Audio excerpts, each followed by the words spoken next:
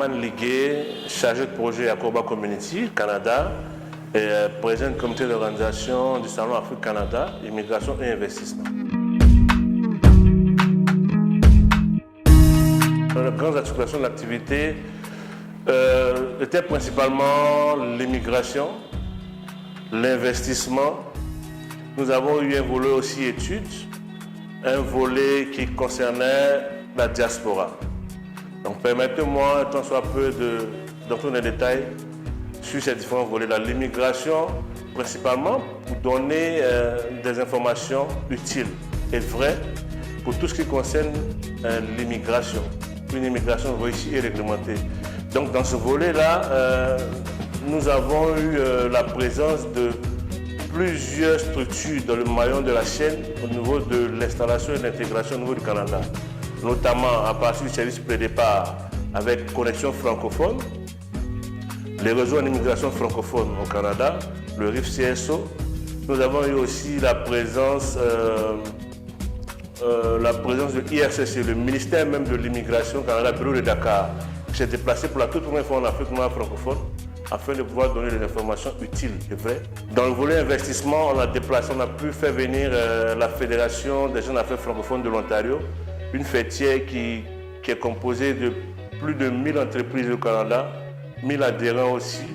Et donc cette fêtière a été sur place à Abidjan en vue de tisser des liens de partenariat et de coopération avec certaines fêtières ici, certains instituts, notamment aussi avec l'État. Je crois que dans cette dynamique-là aussi, il y a un partenariat éventuellement qui est en vue avec la Chambre de commerce et d'industrie de Côte d'Ivoire. Nous avons eu aussi le volet études. Nous avons eu le Collège Boréal qui s'est déplacé, nous avons eu la Cité collégiale qui était présente, nous avons eu l'Université de l'Ontario français qui était présente et nous avons eu aussi le Conseil scolaire catholique qui était présent. Pour le volet Diaspora Connect, qui était un volet essentiel pour nous, surtout pour cette activité, qui constituait véritablement un pan assez important. Parce qu'il faut le dire, les gens ont tendance à croire que les gens s'en vont à l'étranger seulement pour ne plus revenir. Je peux vous dire que ce n'est pas vrai. Au contraire, cet événement, le SACI, a été mis en place en vue de créer un cadre, en vue de permettre au gouvernement de favoriser cette initiative, de communiquer sur les initiatives qui ont été entreprises éventuellement pour faciliter le retour de ceux qui étaient partis éventuellement acquérir de nouvelles compétences, de nouvelles connaissances et qui sont prêts à se mettre à la disposition de leur pays. L'employabilité. Parce qu'il faut dire qu'à ce salon, il y avait pratiquement 1000 offres d'emploi disponibles. Nous avons déplacé des employeurs, certains employeurs du Canada, notamment la CEO, MLE Group, Recruit Link et Connexion interculturelle. Tout cela dans le but éventuellement de proposer des opportunités d'emploi aux potentiels candidats à l'immigration. Je peux dire que les retours sont bons, sont favorables, parce que déjà au niveau des potentiels candidats à l'immigration, je crois qu'on répondait véritablement à un besoin. Nombreux sont ceux qui ont été de par le passé abusés pour ce qui concerne tout ce qui est immigration au Canada, parce qu'aujourd'hui il faut dire que le Canada est une destination privilégiée en termes d'immigration. Donc beaucoup se font arnaquer, beaucoup se font gruger. L'opportunité du SACI était de donner véritablement à cette population-là, ces candidats potentiels-là, la vraie information avec les vrais acteurs, notamment le ministère de l'Immigration qui s'est déplacé ce jour-là. Donc, il y a des gens qui sont venus du Burkina, du Cameroun, de la Guinée pour participer au salon. Et donc, déjà à ce niveau, au niveau des participants, on a eu un retour positif.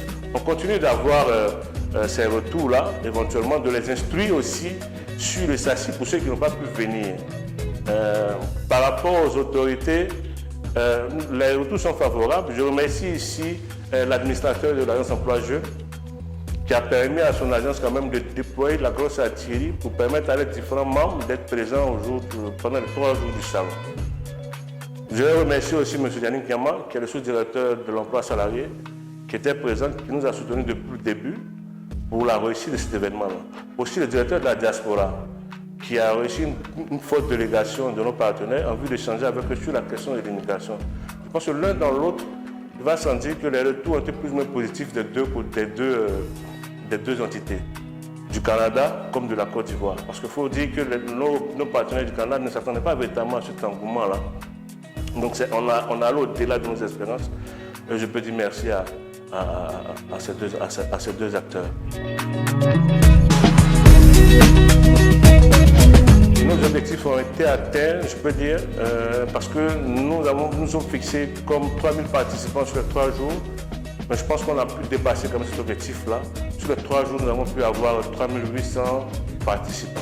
Effectivement, une chose est d'organiser un tel événement.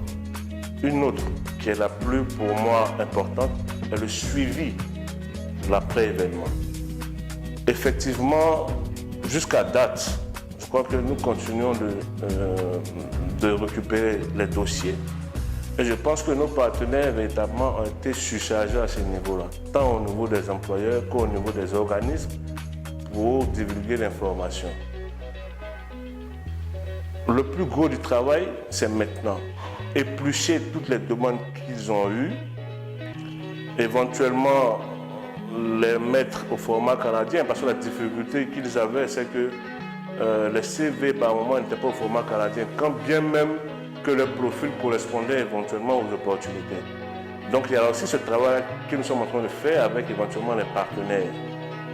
Et un suivi par la suite sera fait avec ces différents candidats-là qui correspondent véritablement au profil recherché. Ça, c'est un élément. Le deuxième élément, il y a que aussi ceux qui n'ont pas pu assister au salon continuent de se rapprocher d'Afroba Community afin d'avoir les informations qu'il faut pour la suite. Et nous sommes en train activement de préparer le SACI 2023 parce que nous avons eu aussi, comment je peux dire, nous avons eu aussi des propositions de certains pays comme le Sénégal, le Cameroun et le Togo qui souhaitent que le SACI se déplace dans leur pays.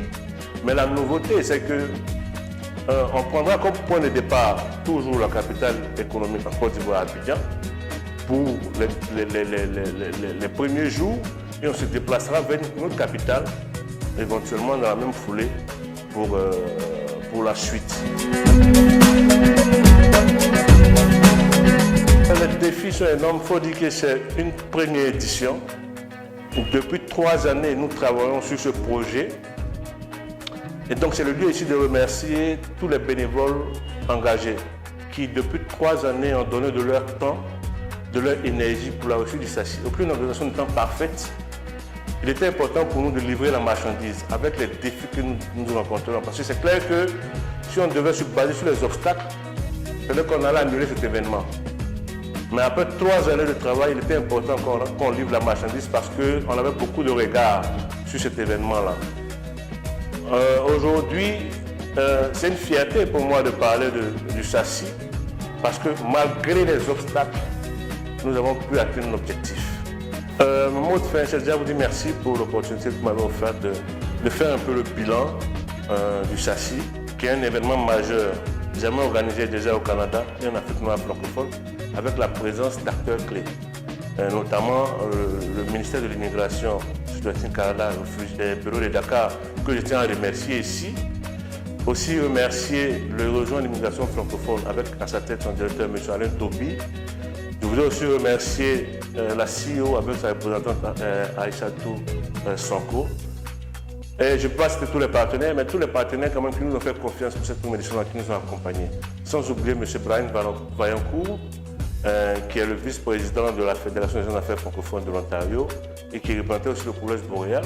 Et elle fait un clin d'œil à M. Dominique Mayou, qui est le PCA de la Fédération. Sans oublier tous les autres acteurs qui nous ont accompagnés dans la réussite de cet événement. Nous espérons que 2023 sera plus grand en termes d'opportunités et en termes de possibilités d'immigration.